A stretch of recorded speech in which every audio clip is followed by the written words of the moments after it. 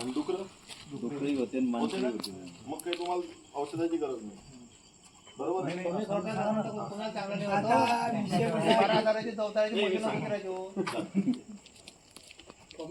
आता मी तुम्हाला सांगतो हे कमी खर्चाचं चांगलं हे आहे ते.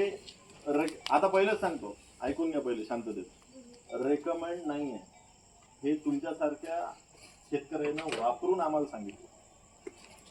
कंपनी म्हणत नाही, कंपनीचं रिकमेंडेशन नाही, तरी पण तुमच्या फायद्यासाठी म्हणून सांगतो. एक कास्तकार म्हणून तुम्हाला सांगतो, कारण मी पण वापरतो.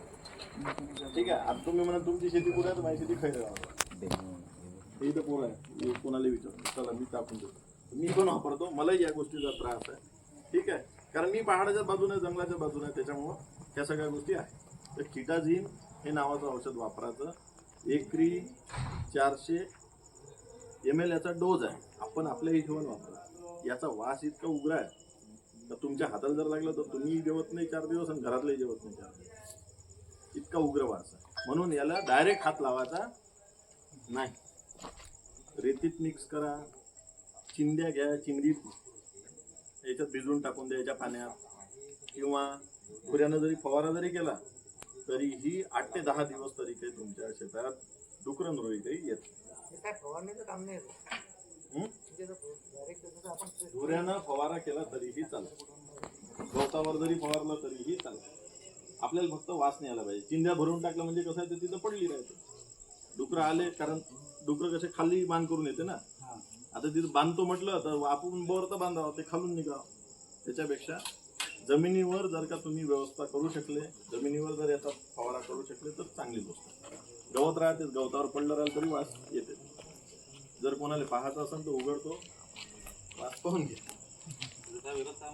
नाही हे तसं पाहिलं, जर किटाझिन जर पाहिलं तर हे एक बुरशीनाशक आहे. करपा कसाही असू द्या आणि कशाही प्रकारचं काय म्हणतो आपण मर रोग असू द्या, ते कंट्रोल करतो. वरचं पाणी आपण धुळ्यावर जर ते मारलं, वरचं पाणी आलं तर नाही, थोडंफार तर धुतलं जाईल. हा ते नॅचरल आहे, ते मायाबी नाही आहे. वरच्या वर तर मी थोडी जाणार. तुम्हाला जेव्हा जेव्हा असं नाही. आता कसं आहे, आता एवढी जास्त तुम्हाला त्रास नाही आहे, बरोबर आहे.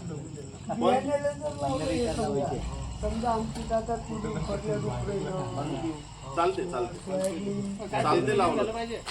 हे बघा, तुम्हाला याचा त्रास डुकराचा किंवा रोयाचा त्रास आता पावसाळ्यात जंगलात पाणी झालं आहे का अजून?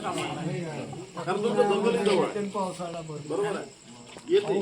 पण तेवढा त्रास कमी राहते. उन्हाळ्याचा जास्त राहील, कारण ते खायला ते सरळ शेताकडे पडते, बरोबर आहे. हो चालते, काही तेव्हाही मारा, काही होत. पिकाला कुठलाही अपायकारक नाही आहे, पिकाला नुकसान होणार नाही. 8 दिवस येत नाही, त्याच्यापेक्षा जास्तही दिवस येत नाही. पण आता कसं आहे, पाऊस पाणी आला, कुठं काही कमी जास्त असेल तर आपण ते काही हातात नाही. म्हणून मी 8 ते 10 दिवस पुन्हा मारू शकतो. हे बुरशीनाशक आहे, हे झाडावर मारायचं नाही. झाडावर केव्हा मारायचं, जर बुरशीचा प्रादुर्भाव असला तर. पण धुऱ्यावर केव्हा मारायचं, जर डुकरं किंवा रोई जर त्रास देत असेल तर धुऱ्यावर, नाही तर आपल्या झाडावर मारा. खर्च विनाकारण नाही. ठीक आहे, म्हणून तुम्हाला सांगितलं. केव्हाही मारा, वर्षभर केव्हाही मारा. तुमच्या धुऱ्यावर जर मारलं तर डुकरं वगैरे येत नाही, एवढं सांगू शकतो. नाही, तुरीवर मारा, पिकाच्या वेळेस मारलं चालते. वास येते, याला टेस्ट नाही करायचा. नाही तर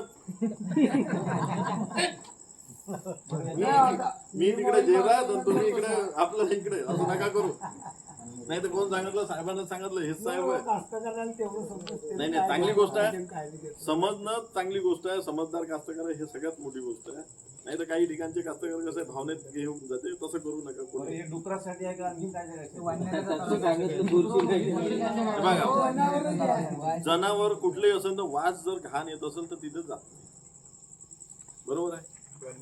आमची तर वानर उड्या मारून जाते, त्याला नाही थांबू शकतो.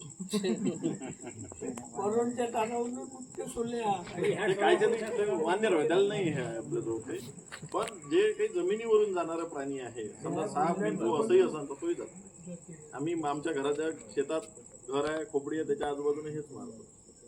मारून दिलं की ते काही आतमध्ये काही, कारण कसं आहे, सामान काढायचं आहे, काही लाईट राहते नाही राहत, मजूर कधी जाते नाही जात, आपणही जातो एखाद्या वेळेस सांगतात काम करतेच ना. ठीक आहे, तर हे तुमच्यासाठी म्हणून एकदम महत्वाची गोष्ट सांगितली. दुसरी मिरची